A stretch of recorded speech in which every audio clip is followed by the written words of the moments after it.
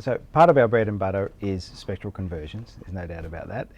Our core business is camera repairs, and that's it. And we make no bones about that. We specialise in that area. We put a lot of time and effort into, particularly into optics. You know, that's a massive area of imaging. That's the core. It's the most important part of imaging. In all digital cameras, there's a bandpass filter in front of the sensor which blocks near infrared and ultraviolet light. Because it's silicon based, silicon is sensitive to more frequencies than what our eyes are.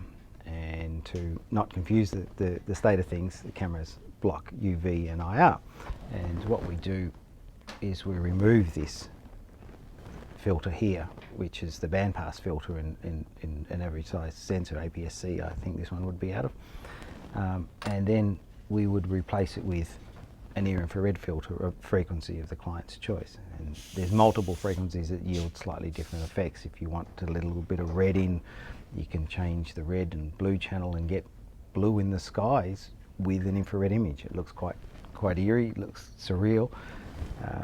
The sensors that we do, here's one here which has been removed from a camera and prepared for an IR conversion. So there's quite a number of them that are sitting over there that I should be doing at the moment, but I don't mind talking to you.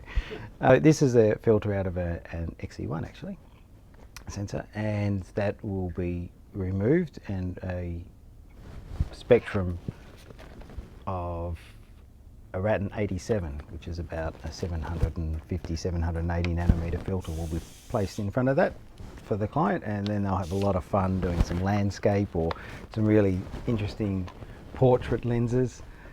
It's interesting, near infrared, because polarizing filters. You take a photograph with somebody with polarizing filters on, the near infrared will go straight through it. So your cameras won't see through this at all, this near infrared dome, but the near infrared converted camera will pass right through that, absolutely, and see through it. So glasses and tinted windows and things like that pose no obstacle. So, and the ultraviolet stuff is cool as well. There's a lot of great stuff, to even just determining the strength of sunscreen, looking at flowers that have markings on them that are only visible in ultraviolet. Why? So insects can see them and identify which flowers yield the most pollen or yield pollen, full stop. Wow, that's incredible. Yeah, that's it's good incredible. fun. Well, when everybody's here, Yep. our staff numbers will sit at 22, full-time, part-time. And we get some part-time staff that enjoy those opportunities of working 3 days, you know, through longer shifts and having time with the family and things like that. So we're very flexible. I mean, our hours are 7:30 to 6, and I'm the bunny that ends up doing those opening and closing hours. But because we try and accommodate everybody's needs here, both staff and also clients. We have the workshop itself and the targets and the equipment that we have in here.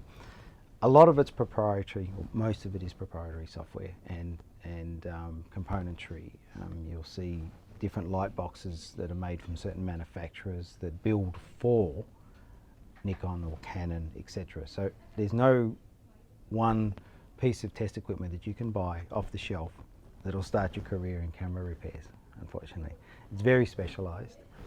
The tooling is designed and built specifically for certain models and manufacturers, which is annoying because you'll spend $150,000 gearing up for one model, and then you got to do the same in another one when it comes out. You know, there's a frequency that a sensor that will resolve to, and a frequency that a lens will resolve to, and we work beyond that, because there's no point in working to that. Yep. Before long there'll be a lens that goes beyond that, and we want to see what they're capable of doing, not through limitation of our equipment to our test targets, but through the limitation of the lens or the thing. And that is a bit of a sort of I guess the holy grail, looking for that ultimate sharp resolving lens that has no chromatic aberration, no CA, that has very little fall off on it, and it's sharp edge to edge.